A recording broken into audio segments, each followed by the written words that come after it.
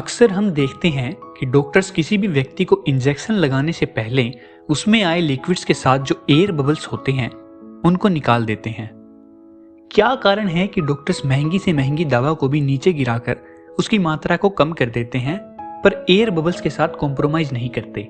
क्या इफेक्ट्स होंगे हमारी बॉडी पर अगर ये एयर बबल्स गलती से या फिर जानबूझकर हमारी मसल्स या नसों में पहुंचा दिए जाएं? कई हॉलीवुड मूवीज में दिखाया जाता है कि अगर हमारी बॉडी में हवा को इंजेक्ट कर दिया जाए तो इससे हमारी मौत हो जाती है। ऐसा ही कुछ दिखाया गया है एक हॉरर मूवी द ओमेन में, जिसमें एक लड़की को एक ग्लूकोज बोतल के थ्रू एम्प्टी इंजेक्शन दिया जाता है।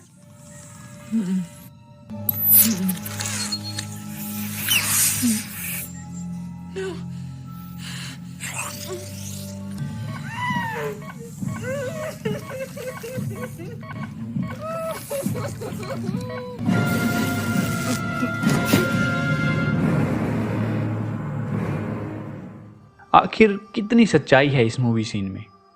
क्या सच में हवा इतनी खतरनाक है? और अगर ऐसा है तो कितनी अमाउंट ऑफ एयर जरूरी है किसी आम इंसान को मारने के लिए?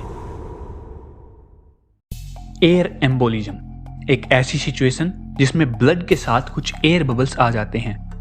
यह आपके लिए जानलेवा साबित हो सकते हैं अगर यह शरीर के महत्वपूर्ण हिस्सों जैसे कि ब्रेन, हार्ट और लंग्स के पास पहुंच जाते हैं तो। साथ ही साथ डिपेंड करता है कि एयर बबल का साइज कितना बड़ा है। इसको समझने का तरीका वेपर लॉक सिस्टम से मेल खाता है, जिसमें अगर फ्यूल के अंदर वेपर्स डेवलप हो जाते हैं तो फिर ये फ्यूल के इजी फ्लो को रेसिस्ट करते हैं। प्रेशर बढ़ने के कारण फ्यूल पंप तक नहीं पहुंच पाता, जिससे इंजन के कोलैप्स होने की सिचुएशन पैदा हो जाती है। इसी तरह हार्ट भी उसी पंप की तरह काम करता है, जिसमें एयर बबल्स उसी प्रकार ब्लड के फ्लो को रेसिस्ट करते हैं और हार्ट अटैक के चांस बढ़ जाते हैं। एयर एम्बोलिज्म केवल सिरिंज से ही पैदा नहीं होता, कुछ और भी फैक्टर्स हैं जिन पे यह डिपेंड करता है। जैसे एयर किसी कैथेटर से भी आर्टरीज और वेन्स में जा सकती है, या किसी ब्रेन सर्जरी में एयर एम्बोलिज्म के बहुत चांसेस होते हैं, पर मेडिकल प्रोफेशनल्स इसे सर्जरी के दौरान ही डिटेक्ट कर लेते हैं और इसे रिमूव कर देते हैं।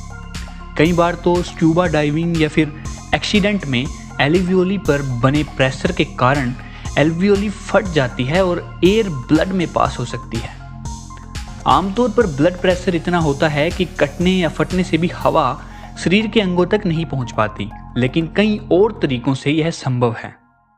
यहाँ पर ध्यान देने वाली एक बात और है कि एयर एम्बोलिज्म के इफेक्ट्स सिर्फ इस बात पर ही निर्भर नहीं करते कि उसमें बबल्स की क्वांटिटी कितनी है, बल्कि बबल्स का साइज भी एक इंपॉर्टेंट फैक्टर होता है।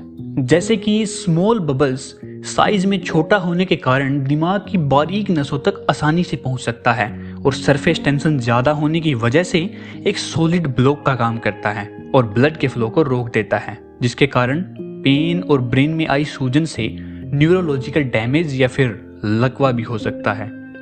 वहीं दूसरी ओर बिग बबल वही वेपर लॉक सिस्टम का काम करता है और हार्ट में जा रही ब्लड सप्लाई को रोक देता है। ब्लड ना होने की सिचुएशन में पंपिंग कुछ नहीं कर पाती सिवाय एयर बबल को कंप्रेस करने के। Blood flow stops and so does your heart. एक मेडिकल जर्नल के अनुसार यह डिक्लेयर किया गया है कि 300 ml एयर लीथल हो सकती है, यानी 1 लीटर का 1/3। अब इतनी हवा भरने के लिए तो किसी बाइसिकल पंप की आवश्यकता पड़ेगी। वहीं दूसरी ओर यह भी मानना है कि 20 ml ऑफ एयर भी आपके लिए लीथल हो सकती है। इस केस से जुड़ी एक हिस्टोरिकल घटना भी है।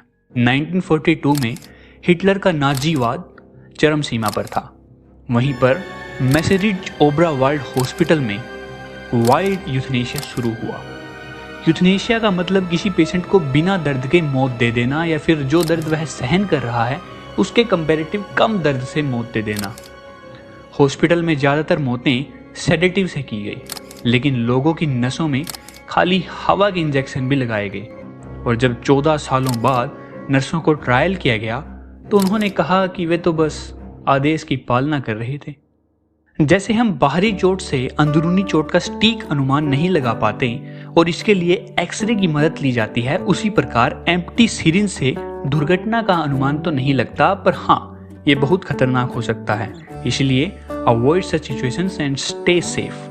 लेकिन जाते जाते एक और क्वेश्चन कि इंसान के फेफड़े अप्रोक्सीमेटली कितना एयर प्रेशर झेल सकते हैं? अपना उत्तर कमेंट बॉक्स में ज़रूर लिखिए और तब तक के लिए विचार करते रहिए।